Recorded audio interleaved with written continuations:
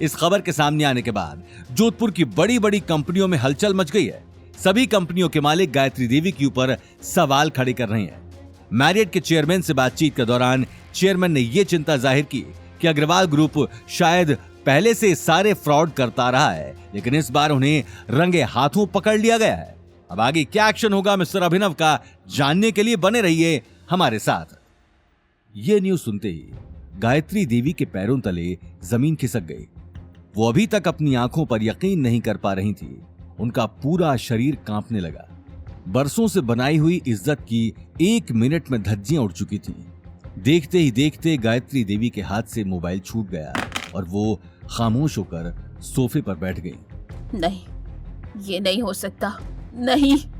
गायत्री देवी की हालत देखते ही नील और शनाया उन्हें संभालने के लिए आगे आ गए। दादी साहब, आप फिक्र मत कीजिए, हमें चोरी का इल्जाम वापस अवनी पर ही लगा देंगे और बोल देंगे कि डिजाइन उसी ने चुराया था और फिर हमारा नाम ले रही है। ये बात सुनते ही गायत्री देवी ने गुस्से में नील के गाल पर चांटा जड़ दिया। तुम्हारे अंदर दिमाग है कि नहीं? यहाँ लोग मेरी रेपुटेशन पर सवाल उठा रहे और इस वक्त भी तुम बेवकूफी वाली बातें कर रहे हो। क्या कहोगे जाकर? तुम्हारा उस डिजाइन पर नाम लिखा है, भूल गए क्या? वो अब अवनी का नहीं, तुम्हारा डिजाइन है। सबसे पहले तो मुझे इस अवनी से मिलना है। इस लड़की ने कल से मेरी बात का जवाब नहीं दिया है। शनाया तुरंत बोली, लेकिन दादी, आपको नहीं लगता कि आपके बार बार वहां जाने से उन लोगों के भाव बढ़ जाएंगे? कभी कभी काम निकालने के लिए गधे को भी बाप बनाना पड़ता है, इसलिए वक्त आ गया है गधे को बाप बनाने का। ये कहते हुए गायत्री देवी शनाया और नील को लेकर अवनी के घर की तरफ निकल गई। घर का दरवाजा बंद देखते ही वो डोरबेल बजाने के लिए आगे बढ़ गई। दरवाजा खुलते ही उन्हें सामने गौतम खड़ा दिखा। आप लोग यहाँ क्या कर रहे हैं? सामने से हटो, मुझे अवनी से बात करनी है।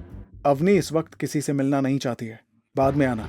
ये बात कहते हुए गौतम ने गायत्री देवी के मुंह पर दरवाजा बंद कर दिया।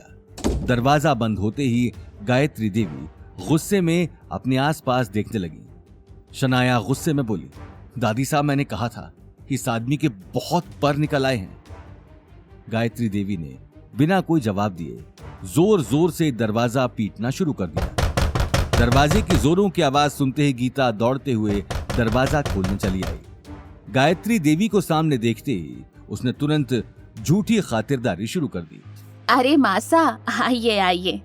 गायत्री देवी उसी वक्त गुस्से में नील और शनाया को लेकर अंदर आ गई। अपनी दादी सा के आने की खबर सुनते ही अवनी भी बिना वक्त गंवाए अपने कमरे से बाहर चली आई।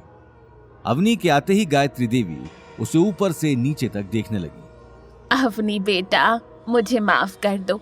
कल पता नहीं मैं गुस्से में क्या क्या बोल गई, लेकिन अब तुझे मैरियट जाने की जरूरत नहीं, तू हमारी कंपनी में ही। इससे पहले कि अवनी आगे कुछ आकर कह पाती, गौतम ने गायत्री देवी की बात काटकर जवाब दिया। दादी साहब, आप कहना क्या चाहती हैं? साफ साफ कहिए ना। ऐसे गोल गोल बातें घुमाने से क्या मतलब? कल तक अवनी को कुछ हो जाए, उससे भी आपको मतलब नहीं था, और आज आप चिंता जाहिर कर रही हैं, इतना प्यार से बात कर रही हैं। नील गुस्से में बोला, तुझे दादी सास से बात करने की तमीज नहीं है क्या? जो मुंह में आ रहा है बोले जा रहा है। ये बात सुनते ही गौतम नील के पास चला गया और उसकी आंखों में आंखें डालकर देखने लगा। मुझे कभी बोलने की जरूरत नहीं पड़ती, लेकिन इन सारी मुसीबतों की जड़ तुम ही हो, और उसके बावजूद तुम्हारी आंखों में थोड़ी भी शर्म नहीं है। ये अग्रवाल ग्रुप नहीं है, ये हमारा घर है, इसलिए आगे कुछ भी बोलो तो पहले अच्छे से सोच लेना, कहीं तुम्हें अपनी बात पर पछताना ना पड़े। ये बात सुनते ही नील ने अपना हाथ कसा। वो गौतम को मारने के लिए तैयार था, लेकिन उसी वक्त गायत्री देवी ने उसे आंख के इशारे से रोक दिया। मुझे तुम्हारी इस बकवास का जवाब नहीं देना।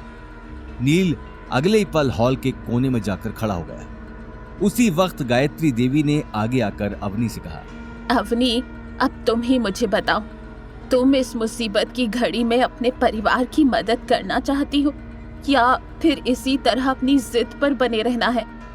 अवनी बिना कुछ जवाब दिए खामोश खड़ी रही। गीता की भी इस वक्त आगे आकर बात करने की हिम्मत नहीं हो रही थी। तभी गौतम ने कहा, ठीक है, आप जो चाहती हैं वो हो जाएगा, लेकिन हमारी 3 शर्तें हैं। पहली, जो डिज़ाइन आप लोगों ने मिलकर चुराया है वो आप वापस अवनी को देंगे। दूसरा, नील ऑफिस में सब लोगों को सच बताएगा और सबके सामने अवनी से माफ़ी भी मांगेगा। और तीसरी, डिज़ाइन डायरेक्टर की पोस्ट भी अवनी को ही मिलनी चाहिए।